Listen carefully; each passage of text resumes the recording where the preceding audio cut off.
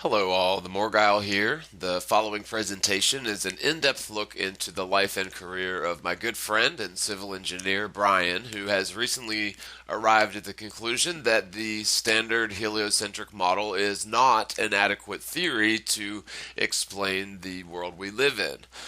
The majority of this presentation will take you through the story of my friend's life and experience, ultimately culminating in his most recent research, which involves mapping out the signature of solar and lunar eclipses and applying the documented coordinates according to dateandtime.com, ultimately originating from NASA, just to see if we can find any sort of inconsistencies or consistencies with either model. Now, when I say signature of the eclipse, this is definitely a phrase that Brian would have coined. But this signature means that during, for example, a solar eclipse, the totality of the event will cast a shadow on the Earth. Now, you would think that this shadow would be a single point, but that shadow or that totality as observed from the ground actually traverses across many miles and always or most frequently in sort of a curved directional path. So when you plot these coordinates out on the map, it shows that the shadow of that totality creates sort of a signature. Now, I would expect that most solar eclipse signatures would be similar in a heliocentric sort of standpoint. However, when you study these signatures over a long period of time, so you're looking at multiple eclipses signatures, some of them are very similar to others. However, there seems to be many different types of eclipse signatures. And Brian actually came up with a system to sort of categorize eclipses by signature type and also kept track of several other variables, including, of course, the season and the relative position of the sun and moon in terms of their latitude at the time of the eclipse. Because the sun sort of goes in a sine wave from Capricorn to Cancer and back over the course of a year, so a very low frequency sine wave, if you will. However, the moon does sort of a very similar sine wave from Capricorn to Cancer and back only over the course of a month. Now, anyways, it's very important to impress real quick here in the sort of introduction to the video to impress what sort of conditions are necessary to produce a solar eclipse in the heliocentric model, as well as the conventional mechanisms of our solar system according to the heliocentric model. So, first and foremost, while this diagram is not to scale, it is certainly a standard explanation for solar and lunar eclipses due to the fact that lunar eclipses appear to occur in the wrong direction. So, like you would think that the light would sort of be blotted out if it was indeed the Earth coming, in between the sun and the moon. You would think that the light would be blotted out in a direction coming, sort of parallel with the Earth, but instead we often see the opposite of that, and so that's why science has come up with the, umbra and penumbra theories in order to explain away these observations that seem to disagree with the heliocentric premise. These diagrams show for solar and lunar eclipses, for them to appear in the wrong direction and other factors necessitate the presence of peculiar behaviors of light coming from the sun in order to produce observable eclipses in a spinning globe heliocentric scenario.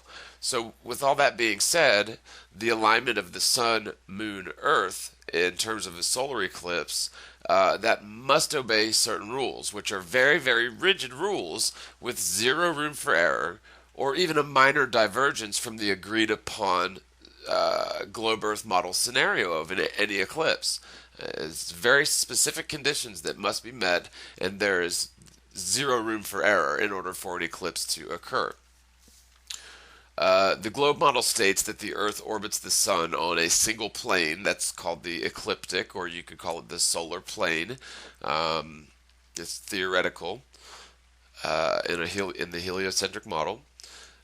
The Moon supposedly orbits the Earth upon essentially the same ecliptic plane, However, they maintain, they being, conventional wisdom, they maintain that the moon's plane of orbit diverges from the ecliptic or from that solar plane by a mere 5 degrees. So, for all intents and purposes, the moon is essentially, it's always within a couple of degrees of the ecliptic, and it would necessarily spend the majority of its time essentially in the middle. It would be in the middle of that more than it would be at the edges of that 5 degree divergence, because it's traveling back and forth. So it's going to spend more time in the middle than it does on the edges. It's just the way that things work. So, in studying the known alignments and specific conditions necessary to produce an eclipse in a heliocentric model, it became apparent to Brian, after what I would imagine is several months of diligent research and compiling a database of all of the numbers involved, but he found that there was a serious problem with many of the eclipses if we are to apply the so-called conventional wisdom or the conventional model or this very rigid set of circumstances that must occur in order to produce an eclipse, which is ultimately the culmination of this entire video and the basis for the $5,000 NASA Eclipse Challenge on Facebook. So I just wanted to thank you first for joining us for an extremely interesting testimony of a professional, lifelong civil engineer who has spent the last several months, I would imagine, probably going on a year of his life dedicated to trying to understand the world better and sharing that with as many people as possible. Especially by sending out information packages to all sorts of different universities, colleges, news stations, and that sort of thing. So he goes beyond just trying to go by the data and understand what's going on, but also, spreading the word about this, these issues physically, which, can get beyond places where social media has its limits. So I definitely commend him for that. And he's, arrived at a similar conclusion to a lot of us, including myself, that there's no possible way that we could live on a spinning globe. Although he doesn't derive this from any sort of theory or conjecture, he derives this, and which we'll, obviously demonstrate through the course of this video. But he derives his understanding of the world from the data or from the numbers. So without further ado, I'll go ahead and get started with the video with Brian, and just get ready for a very interesting story, and we will end up getting into the crux of the matter, which is the solar and lunar eclipse data. And I think that this is a very big smoking gun piece of evidence that shows conclusively, well, I'll let you be the judge of this, but this is my opinion. It shows conclusively that NASA is using a flat Earth model to predict and describe past, present, and future eclipse events, and that would also, sort of automatically entail them being dishonest about just about everything else. So, anyway, without further ado, thank you so much for joining, and here we go. If you want to go ahead and get started with your presentation, that'd be great, and if I have any questions, I shall ask them as we go. All right, so I can disappear that. I can disappear that. So just going to a resume and background. The basic education is went to Purdue and civil engineering, 4-year study, and the first job out of school was down in Houston as a offshore construction engineer. Basically, we're a babysitter for the design, installation, and the construction of offshore platforms. So it kind of gave me the background for the, big corporation and being a small cog in the big wheel. So you were sort of like a, for lack of a better word, babysitter. Well, I mean, right, but I guess what the word I'm looking for is maybe quality control or safety inspector or that sort of thing? We were quality verification, if at best. They contracted out the design to a qualified design firm for offshore structures, and then so we go to the meetings and see how the design was coming along, and then it'd go to the construction fabrication side of it. So we were the on-site rep from the company to just monitor how the construction was going along. But, keep the reality check is if something went horribly wrong, we had to pull out our pencil and write in the field book that something was horribly wrong, and there was very little we could do from an authoritarian standpoint. You could sign off on and checklist that things were being done properly, but the times that we had problems occurring offshore, something break or procedure was falling backwards on things that, we were certainly the last people that knew what was going on. So basically, again. Sure. And, I remember from the huge debacle in the Gulf of Mexico how, that the oil was just leaking into the water for, months. And it was like the engineers were sort of the last ones to know that there was a problem until it was just such a huge problem. One question, not to diverge from this, because we'll get right back into this, but you being a civil engineer, do you ever remember learning or practicing, in a real world sense, learning or practicing the curvature of the Earth as either a curve or as a constant sort of flat datum line? No, that was, every Corps engineering program had the surveying class, and I think there's a fancier word for it these days with a theodolite, and basically we went to the intramural field and scoped around a circle, but, curvature, if anything, it was mentioned as something, that it wasn't something to apply and incorporate when we did the surveying.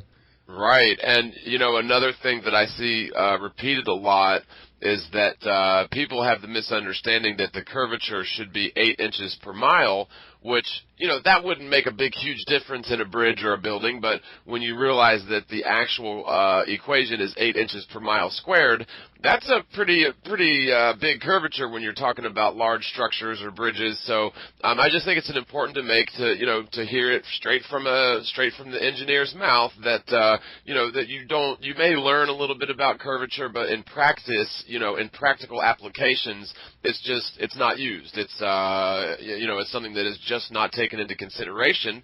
And from my research, is because when people do try to figure in the curve of the Earth during their construction schematics, the damn things end up falling apart. So yeah. Anyways, this is the exclamation point. Jaron could probably use this. And when we went from Houston to Louisiana in the fab yards during the summer months for the fabrication of our projects, that we had to go along the Lake Pontchartrain Bridge, which you can see here.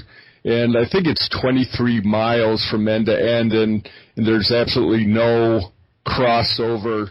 So we were pre-warned from the guys in the Louisiana or Lafayette, Louisiana office that, but if you get a flat tire, low on gas, do not go start across the bridge because you get stuck. And sure enough, every so often you get a guy from Houston that'd be over there, and something would happen on the bridge, and well, you can. It's funny, too, because technically, if the Earth was a globe, if you ran out of gas on a bridge like that, all you'd need to do is give it a good push, and every direction away from you is always downhill on a globe. So as long as you get a car going on a perfectly flat surface, technically it should roll downhill forever until you hit an uphill, because it's a topography. But, yeah, it's very funny. Yeah. Then, one of the bridges I worked on what was the name of it? Sunshine Skyway. Okay. Sunshine Skyway Bridge was kind of the same thing. They had to blow it up. The old one, back in the 80s, it got hit by a barge. I was involved with testing of galvanized reinforcement in bridge decks. Had to look at, I think, 13 bridges in 9 states or something with those numbers. 9 states, 13 bridges, 9 states, but either way. So it's a good, several bridges. Right. So the the Sunshine Skyway Bridge, the new one was actually just opening the week we were there. And here's the site where it got hit. And they started blowing up the old one while we were taking our test data. Yeah, this is what we were on. And so we were in a little, 16-foot bass boat with about a 2-foot chop out there with a bunch of, our technician with us with a core rig, and I'm standing up there with the non-destructive test equipment, which looks like a probe, and with all the traffic going across, looking down, a bunch of knuckleheads in a bass boat trying to do non-destructive testing. But the curvature and everything else, the curvature is only for the clearance of the span for the barge traffic. Right. Yeah, so they have to add that curvature in there so that the barges can go underneath. And I know a lot of bridges, they'll have, they'll open and close those gates to let, barges through. Right. But yeah, so, they definitely have to add curvature. There is no natural curvature to a, level bridge or a level flying plane. So, 0% chance that any of this is geared for any curvature, and then you can apply, not that I have hands-on experience, but you can apply the same thing for the canal liners. And, another thing I kind of forgot about is that we did investigations of pipeline, and probably one of the signature projects worked on was out in San Francisco area where the San Andreas pipeline, they had a brand new north and south branch. So we did we had 66-inch pipe, high pressure, like 400 PSI pressure. So we had I was in a pipeline for 17 days, like a little rat. And, but again, getting into earth curvature and everything more, there's, if you look at any elevation view of pipeline, it's very dramatic, changes in elevation, and we were literally climbing up in areas, because again, it's just a constant pressure for the water as it goes through there. Yep, I learned that principle when I had my first waterbed. You know how you drain a waterbed? It's pretty interesting, but you take a hose and you stick it in the waterbed, and then you run it out the window, and as long as the other end of that hose is at a lower point of where the hose is in the water, if you can suck enough water to fill that hose and it starts coming out, the pressure of the water will actually suck all of that water out of the waterbed just from the principle of density. People say it's because of gravity, but it actually has to do with water pressure and density. So this is basically the role for any type of project that we get called in from a cataclysmic standpoint, is you're called in to do a forensic analysis. In fact, I'm getting ahead of myself. We're still in the oil industry, so let's kind of go back. What turned me on to the civil engineering was at school, like many people, that you start the curriculum and got into. I started off in chemical engineering just because in high school we used to blow things up, and it seemed like a interesting way to develop a career over. But the first week in chemistry, we were told what we were supposed to know before setting foot in the lab, and I didn't know what they were talking about, so I thought that's going to be a bad mix. And again, I have a terrible memorization, so when it got to sulfides, sulfates, and ides and things, that my brain didn't like to retain those things. Yeah. So the civil engineering kind of got the call from just an interest with the building and construction of things. Sure. But then the way I kind of modeled the career I was interested in was the field application to things, because even though I was in the technical standpoint from the calculations and everything, the only thing I could really gravitate towards was doing calculations is to see what it all meant. So in, concrete class or steel design, when you have a 8-inch slab and designing beams for garages and things, the numbers didn't make much sense until you saw it into an application. And, steel design, you see W18 by 46, and it's a great number, but what does that mean? Mm-hmm. And so, again, when the first job at Marathon, you start to see the application, and being right out of school, it was still, 10 years or even less than 10 years after NAM, and all the offshore helicopter pilots were ex-NAM guys. So when they saw a green engineer coming out there with bug eyes going, oh, this is neat, that gives you a little thrill ride. And what was the name of that company you said you worked for right out of college? Marathon Oil. Marathon Oil, okay. And so you went straight to work for Marathon, and that obviously paid pretty well. Did you ever at any point realize that oil was not coming from fossils? No. I mean, at the time, again, the environment I grew up with and the world that I was accustomed to, this is what you're told. Authority was the truth, and, truth being the authority was not even in the lexicon. I mean, that was a consideration never even thought of. So, fossil fuels, it's okay, Well, it might have gone to do you know the backstory behind that and how we arrived at that sort of terminology? I do. There's that conference back in the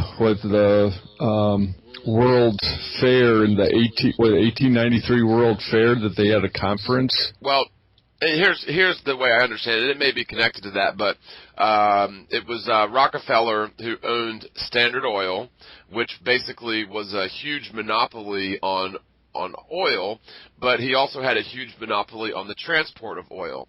And basically, yes, what happened was there was abundant fuel, and in order to keep the prices high, they had to have the illusion of scarcity.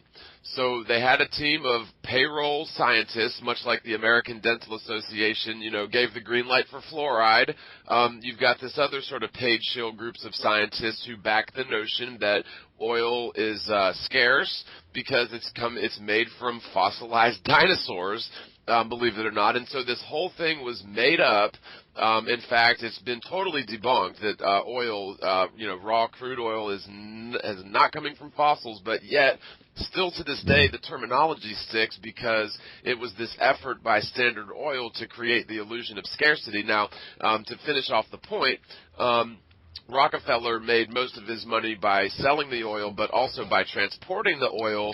And, right, the rails. Right, and since he had sort of a monopoly on both, what he was able to do was he would offer his competitors a buyout. Basically, we're going to buy your company, and if they refused, what they would do is they would undersell them. They would actually sell their oil at a loss in that person's territory because they could afford to do so because they had a monopoly, essentially, and they basically drove that person out of business. And they did that. They used this tactic across the board to where Standard Oil literally had a monopoly on all the oil and most of the transport of oil, and to the point to where they had to be disbanded. But all that happened was you had this big, huge demon, essentially Standard Oil, that was just basically chopped off into 12 or 50 or whatever little demons that were all still run by Standard Oil. So it was just a huge sideshow. But it's just sort of funny how terminology, like for instance Indians, that we still call Native Americans Indians because of Columbus's idiocy, but we still call crude oil fossil fuel because of Rockefeller's need to create the illusion of scarcity. So anyway, off on that tangent.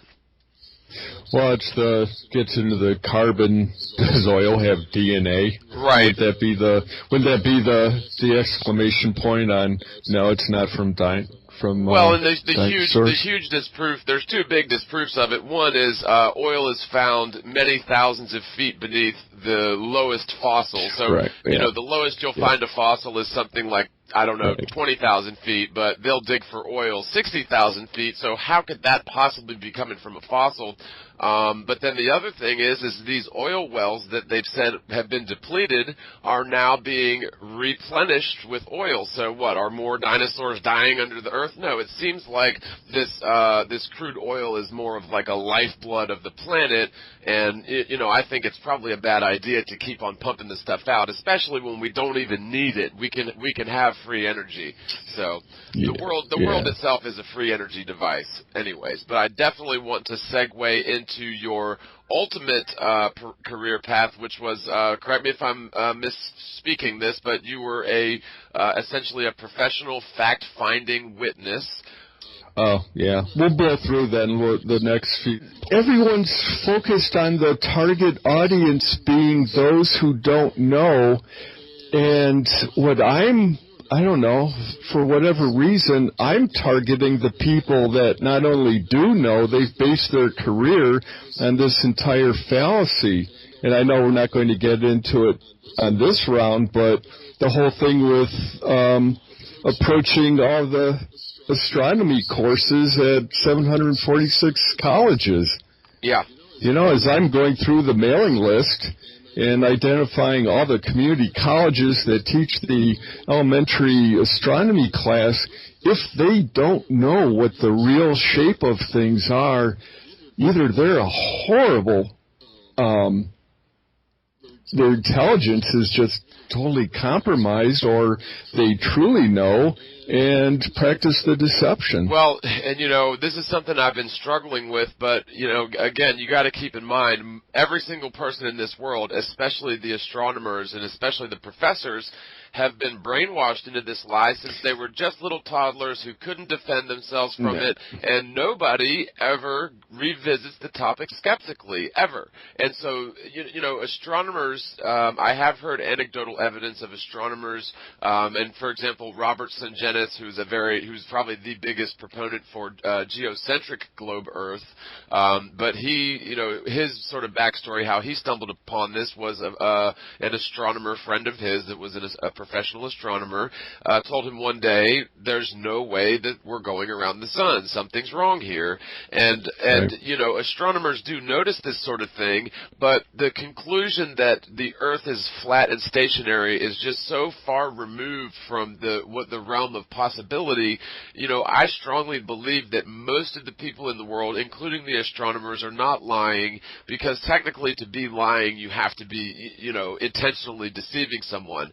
Now, I firmly, you know, believe that there are plenty of people at the top that do know this, and they do not want it coming out, and that's why I think that we're seeing so much sort of infighting and just mudslinging, and, you know, I've participated in it as well a little bit, but that was in defense, and that's another discussion altogether. But at the same time, you know, I just see this whole thing becoming, you know, the waters are getting muddied with people setting themselves up in camps, and these camps are being set up to sort of self-destruct one another, and that's the direction I don't want it to go. And so I think that if we can stick to the science, stick to the data, and, you know, just provide, you know, show our credibility, show our integrity through our actions, not through our words, that's the best thing that we can just keep on doing. So, and by the way, I want to say that I really commend you for what you're doing. What Brian, for those of you that didn't sort of understand what he meant, Brian is sending out information packages to all of these different colleges with, you know, entry-level astronomy courses, busting out with the flat Earth, you know, geostationary facts, and you know, I think that may be a good way to reach people that otherwise never would have, you know, seen this conversation or known that this debate was even going on. So I commend you for that. Well, personally, I think you give the astrology professors way too much credit, because I don't understand how a person can be in their, you know, deep into their vocation and not even question what's, you know, the reality of things. So I Well, don't know. that's just it. They repeat. I'm sorry to interrupt, but that's just it. They read a book and they repeat what's in it. And, television's even worse because there's most people, I'd say more than half of the people in the United States are so brainwashed. They've got their false neural pathways set up by years and years of constant onslaught of subliminal, programming or hypnotic suggestion that half of the people in the world will believe everything that's told to them on the news or on their favorite show, whether it's consciously or subconsciously. And, I think that's a big problem is just people being, just absorbing their opinions from others as opposed to forming their own opinions based on experience, experiments, and facts. And so, I'm sure there are some dishonest astronomers, but I believe for the most part, probably 99% of them truly believe that they're spinning around the globe and spinning around in space, but I don't know. I tend to be an optimist. Yeah, we'll just get through. Okay, so after Houston, I wanted to get into building construction, moved myself to Chicago, got lined up with a engineering design firm. That was a little error. Wanted to go back to get a master's degree, so applied for grad schools, got accepted at Michigan, and went into their civil engineering, structural engineering program and specialized in earthquake engineering. So it's the dynamic motion of design. And while I was here, kind of expedited the process because back in, this is late 80s, there were 4 Americans out of 110 in the program, which I think is probably the same as it is today because, again, the advanced education in engineering is beyond foreign dominated. Well, it was one of those transitions in life where the Asian population was just known as the Orientals, and until I got a double look and stare from someone that says they're called Asians. When did that happen? Because honestly, I'm not a proponent of the whole Mandela effect. Maybe one thing that I've seen with the Mandela effect that clicked with me was definitely the whole Darth Vader scene. Luke, I'm your father, and it turns out to be, no, I'm your father, but I don't know, maybe that was just in the remix. But anyways, I don't tend to believe in this whole Mandela effect thing. But when you see things like that, it's like, honestly, when did Oriental become politically incorrect? It was almost like it happened overnight, and I never saw anything like that coming. But one day, it was just like you said. I was basically told off by using that phrase, and I thought it was just like, okay, I'm an American and you're an Oriental, so calling me an American is somehow a derogatory. I mean, I just don't understand where that occurred anyway. I don't know. Oh, no, it's the same thing for me, and I forgot the location and time of it, but I just had a person stare at me and just like I had called them a chicken raper or something, right. And it was like, holy smokes, I didn't get the memo on that. Yeah, it was copy me on anything else that's the same way. It's an overnight thing. I tell you, I don't know when that happened. It's like one day, it's like, are we going to get in trouble for calling an orange an orange? Is that going to be racist? And, yeah, I guess. Well, I'm Irish too. I'm 75% Irish, and I think if I were 100, I wouldn't be around anymore because I got that little stubborn streak of I'm right. Yeah, well, I'm mostly Spartan and Irish, so I've got a bad combination. Although I tend to be pretty easygoing, and I tend to be not the sort of person to resort to violence. But I do have that Spartan and that Irish blood. So when I'm attacked, in any sort of way, I'm going to go all out, and that's just sort of the person that I am. Although I'm a big proponent for peace and peaceful rallying, but I recently got a death threat I got a phone call. I heard it live yesterday. Yesterday I was actually on the phone with you, and I got a call on my other phone, which I answered on the speakerphone like I normally do. And this guy, he sounded like an African American, to be politically correct. He sounded like a black dude. He said, I'm going to be at your house in 10 minutes, and you better have my $5,000. And I said, what are you talking about? Who is this? I thought it was a joke. And he said, you know who this is. You're gonna have my $5,000, or I'm gonna be at your house in 10 minutes. And he basically threatened me and my family. And I told him, I said, listen, man, you've got the wrong number. He's like, we sent you a package from Colombia, and you owe us $5,000. We're gonna be there in 10 minutes, and you better have our money. And he hung up. Now, it sounded like Rob Skiba, but that's just no, me saying. it wasn't. It wasn't Rob Skiba. But so anyway, here's the weird thing, though. Here's the weird thing. We called the number back, and it was what seemed to be sort of a nice lady, and we told her what happened, and she said, that's impossible. I've been on the phone with my brother for the last hour. There's no way somebody could have made a call from this phone. I said, well, you might want to check, your house, because I just got a phone call from that number with a death threat. And my wife asked her, do you know Matt Boylan? Do you know this, that? And she said, nope, never heard of him. Okay. So the woman called her telephone company and her local police to do a trace. And basically, she has AT&T Uverse, which is digital, sort of like DSL phone.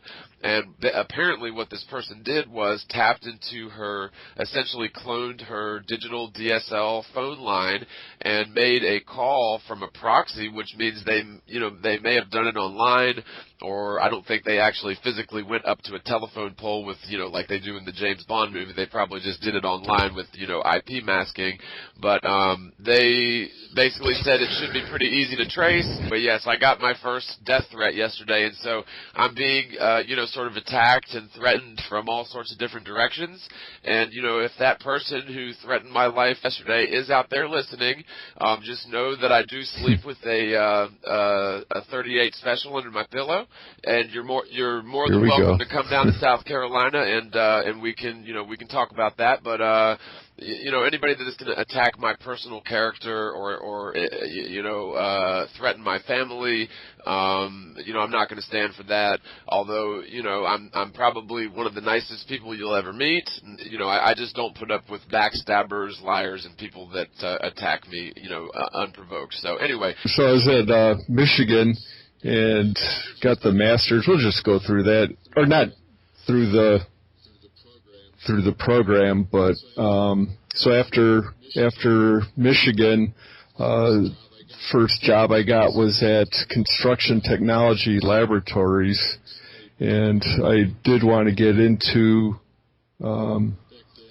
back then it was taboo for the industry people to call it forensic, but that's what it was to the public. And so CTL was the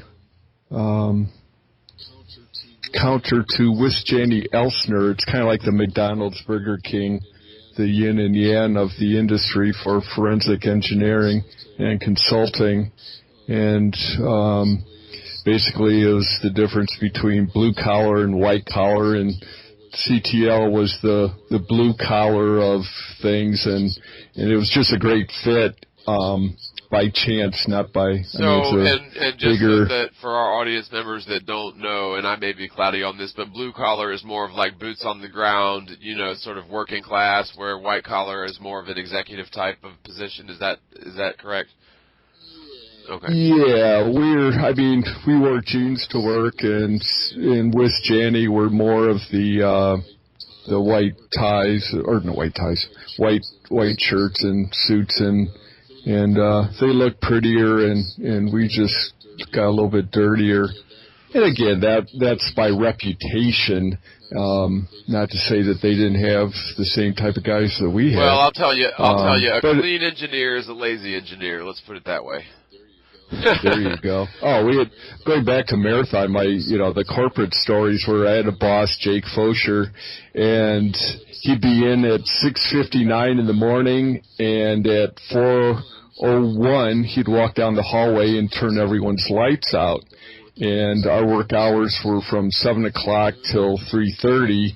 And by unwritten protocol, everyone was supposed to clean off their desk around 3:15, and by 3:30 you had a spotless desk. And when Jake walked down the hallway at 4 o'clock, he'd look in everyone's room and turn off their light, and that was the protocol.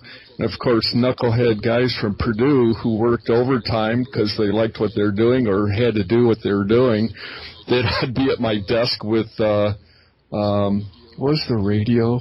The overhead radio? Oh, like the intercom? Muzak, yeah, we had Muzak, and I always had Muzak cranked up. So you get AC/DC on Muzak, and so I turned it up all the way, and so yeah, it ended up at CTL right out of Michigan, and they were an engineering consulting firm, and about 120 to 130 employees, and of the entire staff, about 70 were degreed engineers and or scientists. Okay. And CTL was a subsidiary of Portland Cement Association, and CTL was the consulting side that offered consulting services to customers that were part of the Portland Cement Association. So when problems came up with any concrete-related problem that came up, that CTL would be the staff that went out there as a consulting service provided to the industry to determine what issues are going on when problems arose. It was a great all-round way to learn because it was materials, construction, and design. Yep. And when there's any problem that comes up in the field, it's probably one of the three, or not one of the three, but at least one of the three versus two or three out of three being design, construction, materials. Right. So the best part or best way to describe it was what percentage of the issues were derived by again design, materials, and construction, because it could be a design where the engineer spec'd out the wrong strength, or it could be a construction error where the reinforcement was not provided as spec'd, or it could be a materials issue where the cement had extra deleterious materials in it and got into the mix. And just a quick example was up in Canada, there was a truck full of dolomite, and I forgot what dolomite is used for, but the truck was carrying dolomite, and then the transport after that was Portland cement, and ended up being mixed in with some of the Portland cement. And what happened was that got into the batch plant, and all this concrete got distributed around all these different construction sites in Toronto. And dolomite has a cancerous effect to concrete. And I think there's 3 stages to dolomite reaction. And the initial is spalling and scaling, and the worst is, I believe, it expands and basically deplodes the concrete. But it's a time-related item too, that over time it goes through the different stages, almost like cancer. So just as a clarification, according to Wiki, dolomite is an anhydrous carbonate mineral composed of calcium magnesium carbonate, ideally CaMgCO32. The word dolomite is also used to describe the sedimentary carbonate rock, which is composed predominantly of the mineral dolomite, also known as dolostone. So there you go. There's the wiki on that, just for clarification. But go on ahead and continue, not to throw you off your train of thought. Sorry. I just remember how to spell it. I forgot. Well, I spelled it wrong the first time, too. I spelled it like the singer. It's D-O-L-O, not D-O-L-A, so I spelled it wrong the first time. Oh, you were referencing something. I thought you just knew that offhand. No. I pulled it up. No, I pulled it up on Wiki just to clarify. Always nice to pull up things on Wiki for a little background information on this subject matter. But no, I didn't realize you were doing absolutely, because as I spew things out, that's what I was trying to do, was trying to meet certain things, but. Yeah, I'll tell you when to reference and chime in. That's fine. And, one question I would have, not to also continue interrupting, just sort of hold that thought, but because I understand that a lot of times it'll turn out that it was just sort of an engineering flaw that led to a collapse, or maybe it was a material, accident. But also, from what I gather, you'll find a lot of situations where these corporations that are getting these big, huge budgets to make these buildings are cutting corners in order to, fatten up their profit margin, to make sure their CEO gets that big, bonus at the end of the year. And my question to you would be is what sort of ratio of just, honest, sort of accidental oversight versus, cutting corners for greed? I mean, did you ever sort of study that regard of it in terms of statistically? Statistically, I could, if I thought about it, try and come up with something with foundation, but off the top of my head, it'd be hard. I wouldn't use anything, but absolutely, that everything, the world's controlled by budgets and trimming things down, and the not exaggerated stories, but the bigger ones you heard about were like after the Mexican earthquake in the 80s, that all the collapse of these majority of the structures, that when the concrete framing collapsed, that they'd find just boxes of styrofoam chunks in columns and floors that were used as a filler. So the earthquake, if you look at the dollar value of the loss due to the earthquake, it's tremendous.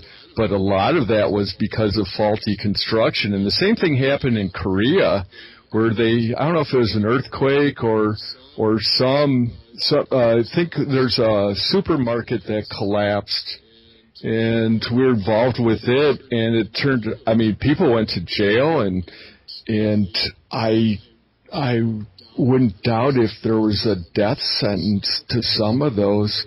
But when stuff gets exposed, it's pretty bad. So as a filler in concrete, that styrofoam, and again, these are chunks of like 2 by 2 foot chunks of styrofoam that they found in these exposed columns after they collapsed. That's crazy. And not only is that obviously, an earthquake hazard, but you'd think that's a bit of a fire hazard as well. Yeah. My office mate said he was driving through Korea to get to a meeting, that he was looking at all the roadside construction, and what the workers were doing was throwing in bags of cement, waiting for the afternoon storms to come through, and that would be the water. Then they'd throw the aggregate in afterwards, and that'd be the ready mixed concrete, just using rainstorms for the water. Wow. So, that's the quality control in some areas. So, and of course, obviously your take on 9/11 is that the structural steel beams obviously melted due to the kerosene, right? Oh, jeez, don't go there. I'm kidding. I'm kidding. Because my boss, if we're going to jump there, my boss at CTL was Dr. Gene Corley, So Dr. Corley was the vice president of CTL, and basically he was the international icon figure for litigation and any type of major civil engineering construction problem or event. That he was one of the premier persons that was called, and I was his fact-finding witness for a majority of projects from late 80s through 2000, short of the events of September 11th, where he was on the first structural engineering team for ASCE and FEMA, where they went in and did their quick cursory, stand over the site and nod their heads and say, yep, collapse due to kerosene and in jet fuel and pancake theory, and they fell down and pulverized and, high-fived each other and said, well, that was weird, but never happened before. So he actually endorsed the whole mainstream narrative that's sort of reflected in the 9/11 Commission report. Yeah, he was the first stepping stone in blessing that jet fuel caused the collapse of the tower. And again, I had left CTL at this point. And just the way the structure was set up was I was on a FEMA team. So when event occurred and FEMA called CTL to go in for an investigation, that I was part of the team that got called in. And the one I did get called in one of them was down in Mobile. This was, I believe, September 1992 or 3. I double check that. But yeah, I was flying all around the country. I was in Hawaii, and then actually I just gotten out of New York for 8.5 weeks. Flew straight to Hawaii for a few days. Then I was in Spokane for a week, and finishing up another project in Seattle. And then they said, hey, while you got your bags, could you run down to Alabama? So the same stinky flannel shirt everywhere. Went down to Mobile, and this was the accident site. And the way it works, or at least for this event, I believe the FBI got called in initially and determined whether or not it was a terror. This is pre-9/11, so even then they were kind of flagging for whether it was a terrorist-type event. Yeah, and I think a lot of that was pre-programming, because leading up to 9/11, they always speculated, government officials believe, are investigating this may have been a terror attack. So, I believe that when the quote-unquote terror attack finally happened, people just assumed, it already had credibility built up from this whole narrative that's been going on in the mainstream news for, years. So, of course, we funded not only that, but we funded and trained Osama bin Laden. It's known that he was a CIA trained and funded operative in Afghanistan back when we were using basically, guerrillas, for lack of a better word, to sort of fend off the Russians when they were trying to invade Afghanistan back, and I guess it was in the 80s. So we just gave them American T-shirts to wear after the Russian ones didn't fit anymore. Right, exactly. Yeah. So anyway, on this event, I got called in, and it was probably a week or more, because the site had been cleared from a terror standpoint, and then everything freezes, and all the investigative teams are established. So we represented the barge company, because, okay, let me quick and dirty on what occurred. This is the bayou. And what happened was this barge is coming down the bayou here, and it was 3 across, 2 deep. and a tug was pulling it through, and he should have kept on going this way. I remember seeing this on a documentary a couple of years ago, so I'm familiar with it. Sorry to interrupt, but please continue, because that's very interesting. I am familiar with that. Yeah.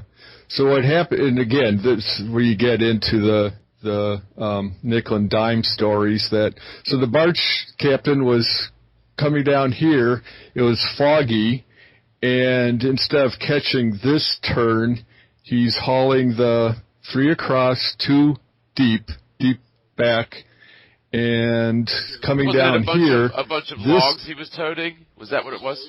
No, it was granular material. Okay. Coal, I believe, were in 2 of the the barges, and I forgot the rest. Anyways, but he was, this barge is towing many tons of, resources, materials behind it. Yep. Right.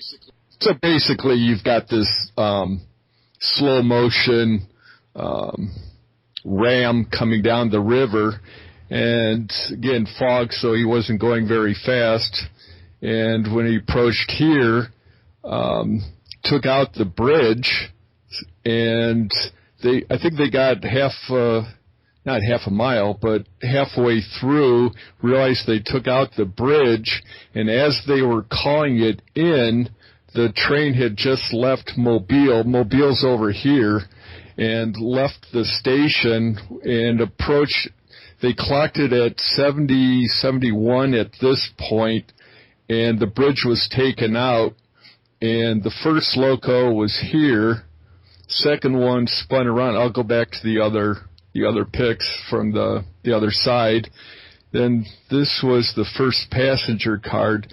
But basically, the barge took out the bridge, and when they were calling in the fact they took out the bridge, the guys looked back and saw just the bayou of flame. And again, this is 3:30 at night, so they didn't realize what was going on, just the fact that the diesel was burning. You could see the diesel in the water. Right. And now something I remember from the story, and maybe this is irrelevant, but wasn't the captain of that boat supposed to be using his navigational system, but it was out, and I guess maybe because of the fog, or was there something to do with his navigational equipment involved? Well, I can't remember if there's a thing with the equipment. There's a thing with the guy driving the barges, because he had failed his captain's license. The number I remember was 7 times, but he kind of did the Exxon Valdez Hazelwood on things. I think they did a documentary on it on like the Discovery Channel, because I remember that it was a foggy night and he was supposed to take that veer off, and he took out that bridge, and yeah, when they tried to call into the train, it was too late, and the train, you said 70 miles an hour, and I'm surprised to hear that you had worked on that, because it's just, what a coincidence that, it's something that I'm familiar with. When did that occur? September, either 92 or 93. Yeah, okay. Yeah, I saw a documentary on it. It was probably within the last, I don't know, couple of years. So it's a pretty, pretty infamous case for sure.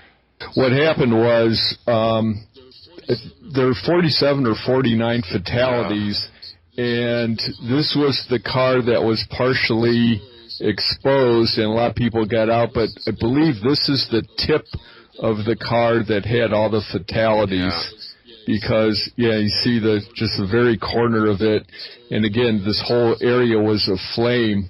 So when people were climbing out of the wreckage, they went ashore and they were caked in the diesel. So it was pretty horrific, and that diesel burn smell. Well, you had to crawl through these things, and that stayed with you. Not to get too gruesome, the lead loco was buried up to 60 feet. It basically projectiled, went up and buried its nose 60 feet in the muck. And the 2 guys that were in the lead loco basically suffocated to death, because all the muck just, crashed through the windshield and entombed them. Oh man, that's awful. It's Yeah. terrible. Yeah. And and I think that after that, didn't they begin to employ like more sufficient or more early warning signals? Well, the quick and dirty on things were, so the story was the barge is coming down here, should have turned left and didn't, and hit the bridge. Then it turned out, well, the barge shouldn't have been there, but it turned out that the bridge had been hit before, so they knew that this was an issue of barge traffic coming down and tapping on this bridge. So the barge company's standpoint was the bridge should have had better protection, and of course Amtrak, CSS Amtrak was the line that owned the line. Their contention was, well, the barges shouldn't have been there to begin with. Yeah, you want to know, you know what, it's so funny, because every time a school bus crosses a railroad track, it has to stop. You'd think that there would be some sort of similar, sensible law for a train before crossing a bridge to have to stop. I mean, it sort of makes sense, doesn't it? Because if you're coming barreling at 70 miles an hour down a track, it takes you a good, mile to stop that thing? It is, yeah, you're trying to stop, hundreds of tons of energy that are, crawling along that's not going to stop for anything. And the same thing goes with that barge. That load that he was carrying, and especially, I mean, obviously I believe he was going downstream. It's going to be very difficult to stop that sort of thing. And I can easily see, I used to do lots of canoe trips down in Florida. And in fact, at one point I canoed from the Wekiva River all the way down to almost right to the edge of the St. Johns, which is many, many miles downstream. And it took hours to go back upstream. But once you get going downstream, especially if you've got a heavy load, it's, you're not just going to be able to stop, especially, in the fog when your visibility's poor and you don't have much time to react. So, yeah, terrible thing. Yeah. So ultimately, what was your, I mean, I guess it was obviously a combination of things that led to that, but. Well, I guess the comparable would be, a barge hitting a bridge is like a train hitting a car. That it doesn't stop upon impact, it just keeps going and stops half a mile down the track. Conversely, you've got a barge taking out a train, wouldn't even touch it, or, feel the impact, keep on going down the river, and that's really what happened. It wasn't until they got way past and they could see in the distance the flame from the diesel fuel burning. Barges coming down, took out this bridge section from here to here, and knocked it into the drink, and kept on going. So when the train came through here, it projectiled, just screaming down at 70 miles an hour, and and you've got your little HO scale railroad. It was two separate events, and how long after the barge hit the bridge was it that the train came? Like 10 minutes or something like that? Yeah, sadly, it was probably, the numbers 12 to 15, 16 minutes were, was, what I recall. And the sad part was the train was late, so, had it been on time, it would have passed over, and by the time the barge came in and took out the bridge, then, the next train going through there was well into daylight hours, so they would have known about it, but the train was late and had just left Mobile within 20 minutes of the impact, and, this occurred. So this was taken out, and just going to jump through when we got called in. So we got called in and came down the river, and we had a 4-hour window to do our investigation. 4 hours, and that's it? Yeah, that was it. And basically they don't want you to really find anything. So our team of lawyers just fought tooth and nail to just get access, because the railroad wasn't going to allow us access. Again, all the teams huddle and establish who's going to do what. and the lawyers for this were a conglomerate of, like when the Exxon Valdez took out, had the oil spill. All the oil companies have an insurance, group insurance is the easy terminology, but sort of a trust fund of sorts. I want to say conglomerate, but that's not the right word. Well, I follow but you. Anyway, so if there's the barge company doesn't take the hit itself. It's a co-op. That's it. It's a co-op of barge companies that pay for insurance, so if any of the barges get into an accident, that the coverage applies to anyone in that co-op group.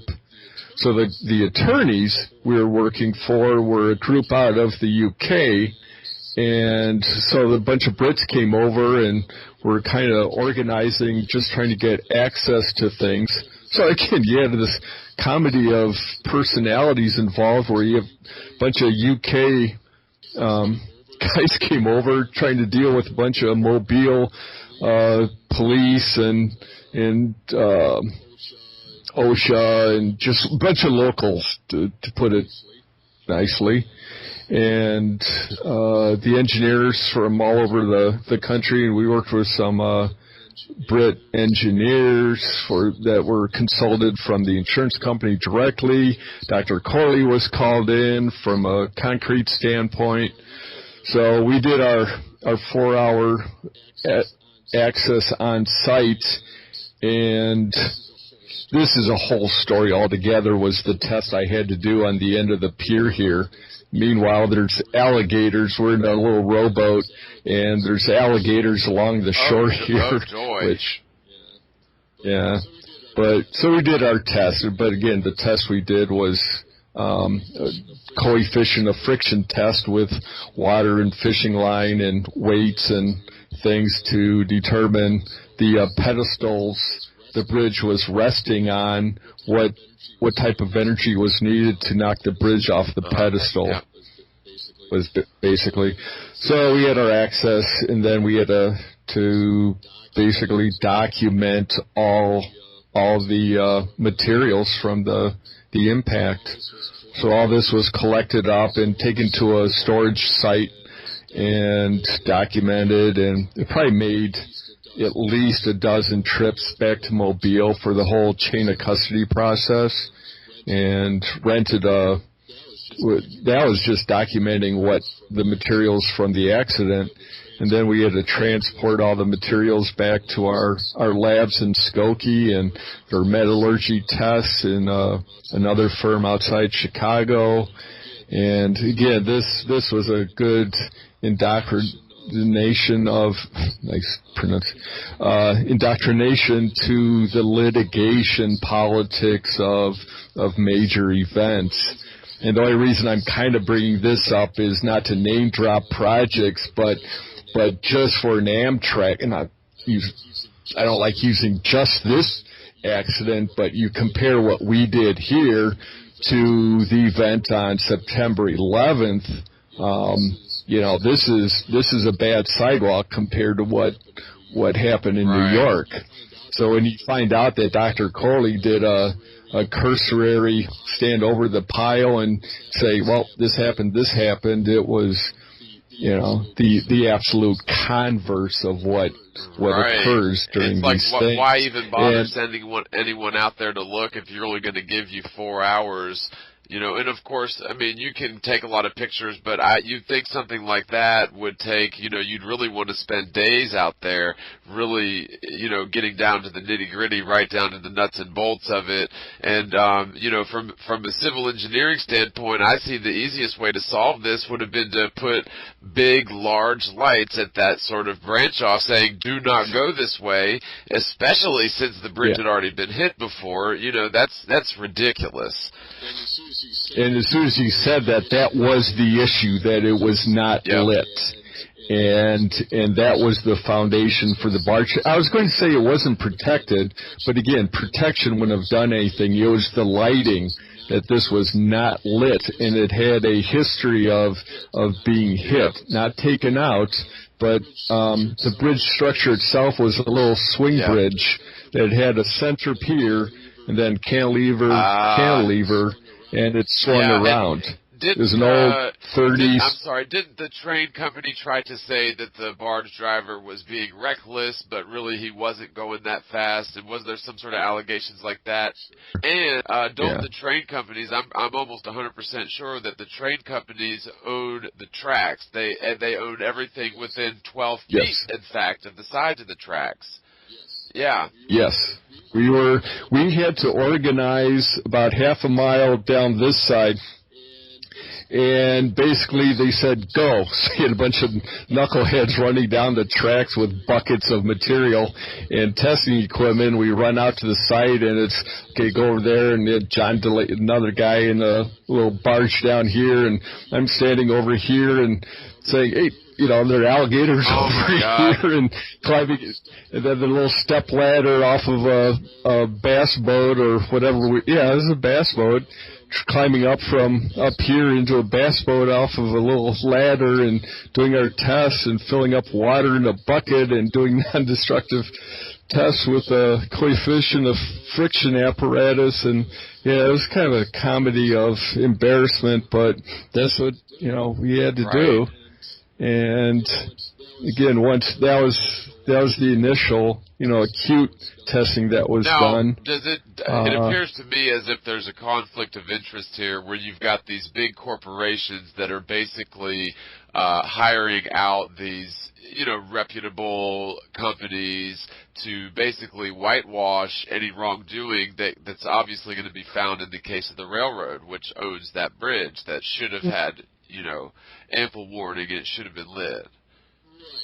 Right. Well, now you're getting into the litigation game, and Dr. Corley was the name for construction accidents.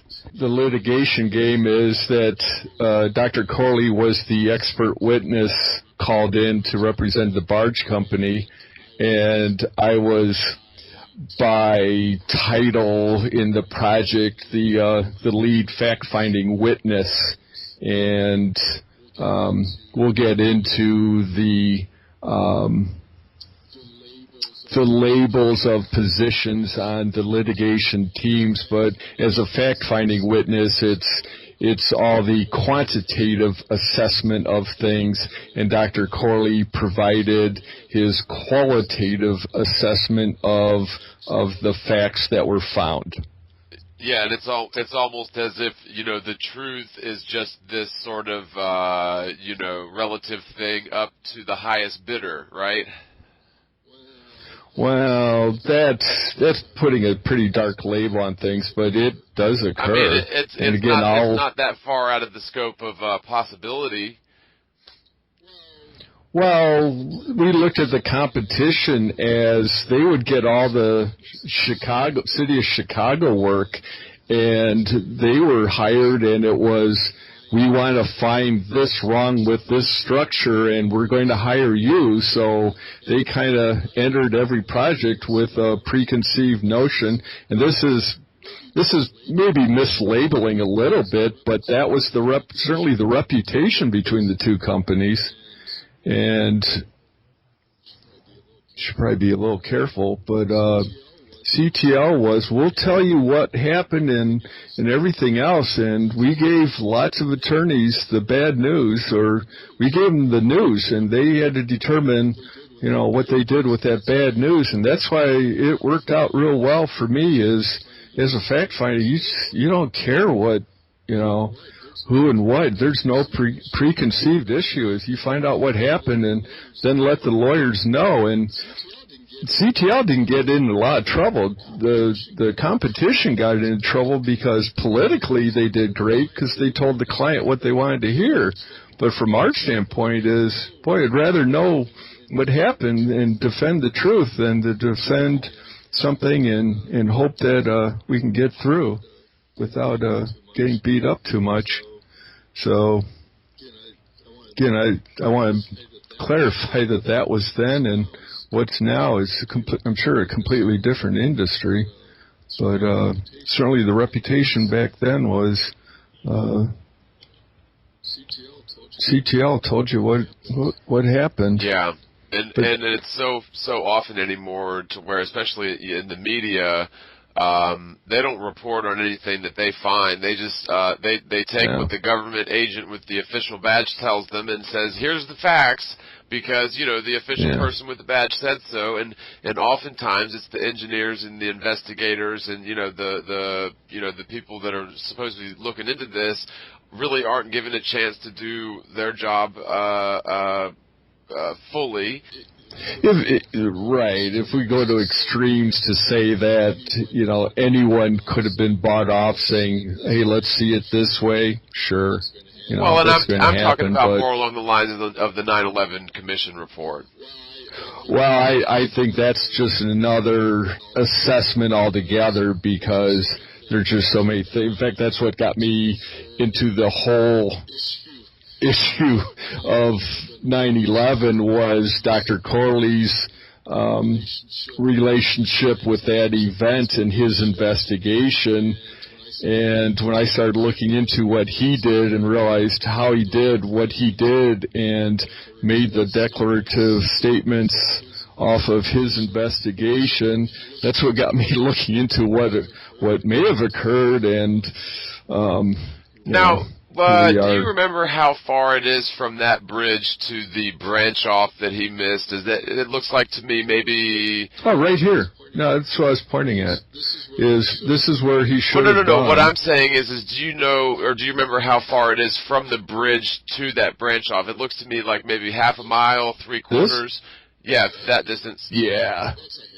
That's Half a half. mile, Yeah, 3/4. probably half And a so mile. from the bridge to the very end, the very top right, where you can see the end of the river, basically, that's probably from the angle that we're looking at, maybe 5 miles. No, I'd probably put that less than 2 miles, as it rounded 2 the bend. miles. Okay, so we should be seeing. Let's see, 2 times 2 is 4 times 8 is yeah. Oh, you're going we curvature. should see 32 inches of curvature. So that's not that much over 2 miles, but I definitely don't see the center of that water. That's the center of that river being any higher, not even a single inch higher than the bridge. So, yeah. Yeah, well, again, water's a liquid, self-leveling material, and what's that word you used? Gravitish? Gravite. Naivete. Naivete. Yeah, that stuff is supposed to be gluing water to something, but I still don't understand. Oh well, yeah. that. Well, I'm gonna knit my sweater out of the fabric of space-time. So, not to get off into the weeds. So that's what this was. That's an awesome story, and I'm really impressed. I had no idea you worked on that, and yeah, I mean that's awful what happened there, but it just goes to show that you've definitely been in this whole civil engineering thing pretty deep and pretty credibly. I've always been sort of a guy that likes to hear the litigation side of things, like the Dinar Kuntz stuff. Do you have any sort of juicy, suspenseful payoff litigation stories that we could cover real quick? Probably one of the ones that stuck in my mind was litigation that was happening on the Seattle area, and the guy's name was Bob LaFrau for the other guys, and he just was one of these hothead type hip, shoot from the hip types, and made a name for himself. And during one of the litigations, he went to trial, and he had thrown a report together saying, here's the core from the structure, and here's the deleterious material, and of course it was provided from this, and that's why my client's innocent or guilty or whatever he was defending. And our side came up and said, so that's a picture of the core from the structure? And he said, absolutely, and you can see the reaction of the aggregate and destroying the material. And he goes, okay. And he sat down, and the other side testified more, and the CTL side came up and said, so this is a picture you said from part of the concrete core sample from structure. Other side, yeah. And he goes, well, the exact same picture is from the PCA manual that shows the exact aggregate reaction we're talking about. So the guy that basically just copied a picture from a manual and said it was from the structure and wrote his whole case on that picture. So the attorneys looked at it and go, wait a minute, called a recess, and the case ended. That was probably the most dramatic of using the other sides. Well, if we want to talk about the numbers game, is so from the standpoint that was being contested was the barge came through and knocked the bridge off the pedestal, and when we did the evaluation of what existed before the accident, it was fairly well determined that there were only several bolts that were anchoring the pedestals for the bridge. I'd kind of have to use a schematic to really show what was going on, but think of the bridge. There's this, same thing on this side, and that rested on a pedestal cage, and then you had anchor bolts going from the top of the pedestal into the concrete the capstone. And what we found out was out of the 6 or 8 slots, there were only a couple bolts that penetrated through the pedestal into the concrete cap. And Dr. Corley's argument was, had there been the right number of bolts provided in the pedestal as designed, that when the impact of the barge hit the bridge, it would have only knocked the bridge off the pedestal, rested on the top of the pier, and when the loco or the train came across, it would have just been derailed, and it would have not been the cataclysmic event that occurred. As it occurred, the barge came through, no bolts on the pedestal, it collapsed, went into the drink, and therefore the owner of the rail line, who was to provide maintenance on the bridge, was at fault. Yep.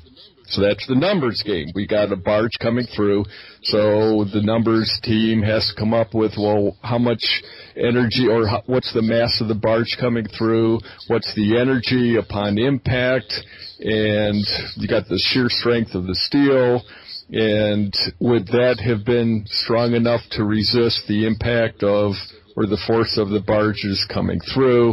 Again, that's the numbers game. Just calculating the momentum was to figure out how much, what the load in the barges were and what the ballast and everything else. And once you start fine-tuning everything, you realize the fluctuations involved, and it just gets what I learned from this whole project was how ridiculous the whole thing was. And again, kind of off-the-cuff comment, but it turned into this horrific numbers game of almost embarrassment levels, and 49 people lost their lives, and $500 million is sitting on the table while a bunch of people are trying to calculate who's right, who's wrong, based on a few bolts. That was the embarrassment, was, there are a lot of families that got wiped out from this whole event. And you got a bunch of international lawyers sitting around waving their fists going, no, we're right, you're right. And to me, the obvious solution would have been to have sort of maybe not blocked off that passageway, but put all sorts of warning signs and big bright lights, for going all that stretch up for the whole, half a mile. If you go hindsight, sure, there could have been a dozen different things. Yeah, but not hindsight, because the bridge had already been hit in the past, so it was an issue. Right, and I'm just talking about post-accident. Was from a litigation standpoint, is instead of spending, hundreds of or tens of millions of dollars from a litigation standpoint, just defending things, is to say, here's the claim, you pay half, we pay half. And the bottom line is it gets stalled in the courts for years on end, and then there'll be an appeal, and there'll be another 10 years before things happen, and time gets lost in everything. The reason why they do that is because the insurance companies will sit there and collect interest on their investments for that entire time, and to the point to where they really technically haven't lost anything. So, yeah. Right. I went to school, or when I worked at Marathon, worked with a guy who worked for Anadarko, and after the BP oil spill, they were a co-partner on the platform, and when it hit litigation, I believe it was $4 billion was the original claim, and they said, okay, here's $1 billion, we're hands off, here's our 25%, we're done. And so Anadarko, they threw in their hat and said, here's $1 billion, bye. And I know that thing's still tied up in the courts. And even look at Exxon Valdez. Now, you question the numbers being thrown around, but that was a $5 billion price tag originally, and it went through the courts for over a decade, and then it got contested. I believe that the final settlement was only a few years ago for only, hundreds of millions versus the billions. Yeah. Oil company, my gosh, the dollars thrown around are just, decimal points are just annoying. Yeah, it's ridiculous. And to think that this whole time for the past, 60 years, we could have been drilling for oil in the Antarctic, but unfortunately, due to the Antarctic Treaty, that's off limits supposedly for corporations, and so that's why we have these disasters like the whole Gulf of Mexico, pipeline bursts or whatever, and the Exxon Valdez disaster. But anyway, I don't think a lot of people have to scratch too hard to find out how many things were pre-planned, but that's going off on a Titanic venture. Yeah. Yeah. So I don't want to start dissecting BP, but there's a lot of things that showed that it's like arson investigations. The event is probably the most inconsequential part of the whole equation. It's everything that happens before and after. And worked with the petrographers that were the one gal, I won't use names, but she was involved with all the arson investigations out on the West Coast. I want to say Tacoma, from Northern California through Oregon and Seattle area. There were a bunch of arsons going on. And so what was happening was a time delay fuse was being used where, again, I'm piecing together on bad memory, but if you think of lighting a candle, and as the candle burns for a few hours, it gets down to the base, and when it melted down to the base, then it ignited a solution that was in the concrete, which ignited, and that started these fires. So the gal who was the petrographer, which is rock specialist or concrete material specialist, she determined what the solution was that was used as the accelerant in these arson investigations. And, just knowing what was involved with the arson investigations, you find out who has access to that material and insurance things. And again, the event itself is the exclamation point. It's everything that happens before, and then who follow the money trail on who collects afterwards. And so do you recall? I'd almost say 100. What that solution was and who? One was a fireman that was starting his own fires, playing the hero, whatever that hero stuff was.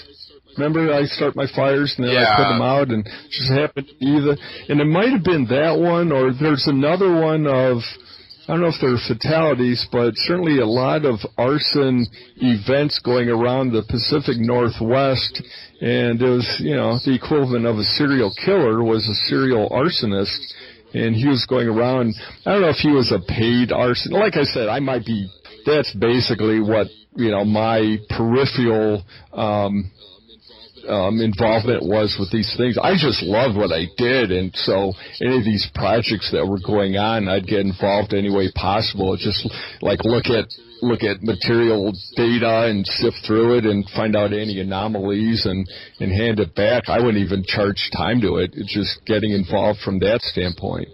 About 70% of my time was spent in the field doing the hands-on investigation, again, documenting in situ conditions, and again, we do the field work and then come back and start doing the laboratory testing, review of drawings, and compile all the findings and observations into a report, present the findings to the client, and if we weren't already involved with the litigation, the findings of the report would determine if there was going to be any litigation continuing. Again, I would guess that 95% of everything we did was either litigation-based or being contended for litigation.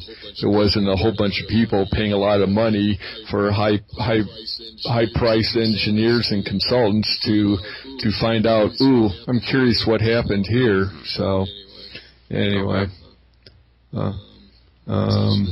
That's the gist of what, name dropping a project that we got involved with Waco, with the Branch Davidians, and again, it's almost at an embarrassing degree that I had to do an analysis to find out when those tanks breached the face of the structure, whether or not that compromised access throughout the building.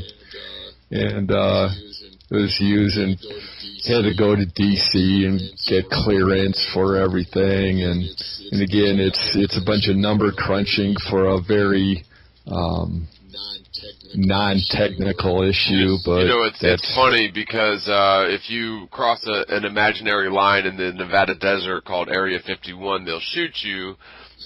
But if the federal government can basically just pull tanks onto your land and start firing tear gas at you, and that's justice.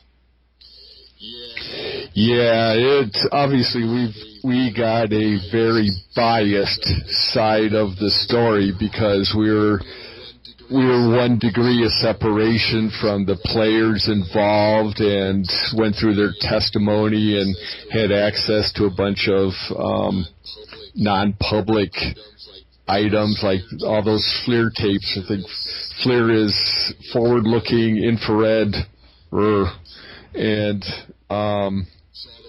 saw the ones with the black and white images of the tank items going around the compound, and you see sparks going off from the different portions, and whether or not that spark was a fire or a reflection, and it gets kind of silly. But so that's interesting. I didn't know you had worked on that either. So you got a very impressive.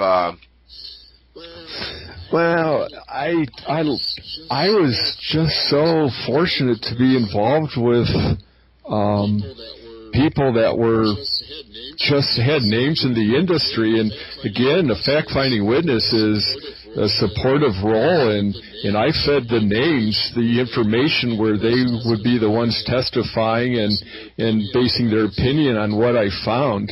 But Dr. Corley liked using me because I painted the picture, and he's the one that told the story based on the picture he saw. And where I have to draw the line is I'm glad he was the one making his opinion, because I don't know if we shared the same opinion, but that's a subjective, and he's the expert, and he has infinitely more decades of background and experience, and I would hardly hold a candle to what his background and everything else was. So I had no reason to contest, but certainly his findings were unique at times. But That's why he's the expert, and I was just a fact finder. Right. Yeah, I see what you mean. It's sort of a compartmentalization with a bit of favoritism, I guess you could say. Well, that's actually going to be the great segue for what we're getting involved with the eclipse data, is because I'm basically hey, here are all the facts, and let's get all the experts out there that use math for things. And falling back on the math just does not work for the model. And so the only way that could be founded would be from what I was looking at, would be to take an eclipse event and reverse engineer where you had all the positions of the sun and moon at the time of the eclipse, work backwards and see if the same geometry works on a flat Earth model versus a globe model. So I started digging into it. You realize all the different conditions that occur for an eclipse, and the two major breakdowns are obviously a lunar eclipse and a solar eclipse. So you break down what the simplistic diagram is for a solar eclipse. So the objective is show through the NASA eclipse data that this is what's occurring. That we've got the sun with the moon being shadowed. This is a solar eclipse. And that there's this peak of the event. And does that line up on a geocentric model and a heliocentric model? Right. And one thing that maybe I'll just sort of throw out there, because we had discussed this before, and it's something that I had looked into, and it seemed just to be too complex. And then when you and I were speaking the other day, you showed me charts that was exactly what I had intended to do, and it was, maybe it was just serendipity, but just to give a brief explanation, the Earth, and we're talking about the heliocentric typical standard model, where the Earth orbits the Sun in sort of not a perfect circle, but in an ellipse. And that ellipse is off-center, so the distance between the Sun and the Earth is not always constantly the same distance. It fluctuates throughout the year, and what this is known as the aphelion of the orbit, which is during the northern summer, and the perihelion, which is during the northern winter. And the perihelion, the Earth is supposedly closer to the Sun, so yes, during the winter, supposedly in the north, we're closer to the Sun than we are in the summer. So that's sort of silly, but anyways, a similar situation applies to the Moon, where the Moon allegedly orbits the Earth on a ellipse, not in a perfect circle, and you've got a similar situation where the Moon is closer to the Earth than it is during the apogee. And so you've got sort of these different combinations of things that can be going on in terms of eclipses. And it has to do with, okay, well, what is the distance between the Earth and the Sun, and what is the distance between the Moon and the Earth? And to me, it just seems so complex, but what it seems like, and actually Brian can show charts of, but what, unless I got this way wrong, but what Brian did is he actually took the percentage of the distances of the, given by NASA, of the relative distances between the Sun, the Moon, and the Earth during these eclipses times, and then applied those numbers to the globe model to see if the visible eclipse could possibly be seen where it was actually seen. And so, unless I got, did I misrepresent or get any of that wrong? No, all I did was line up all the solar and lunar data for both of these types of events. Again, where the moon's being shadowed, a lunar eclipse, and where the Earth is being shadowed by the moon is a solar eclipse. And basically matching these items to the flat Earth geocentric model. For lack of better, we'll call this image the flat Earth geocentric model. and the other with the Earth spinning and in orbits and stuff like that, being the heliocentric.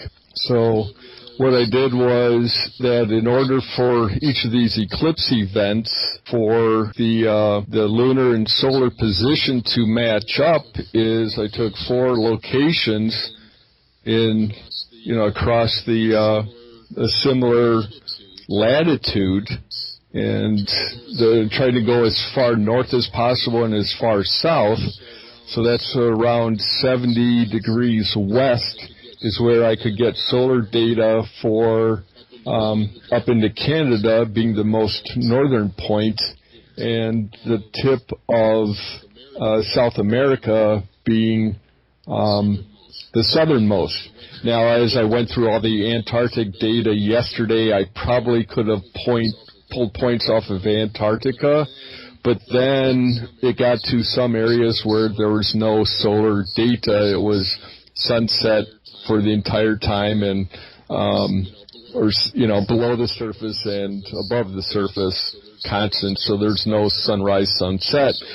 Solar noons were fairly identical, and it was just a bad data point for me to use because there was not consistent data for an entire month. Now, just as a quick side note, did you ever have an opportunity to double check the sunrise sunset data in the northern summer solstice?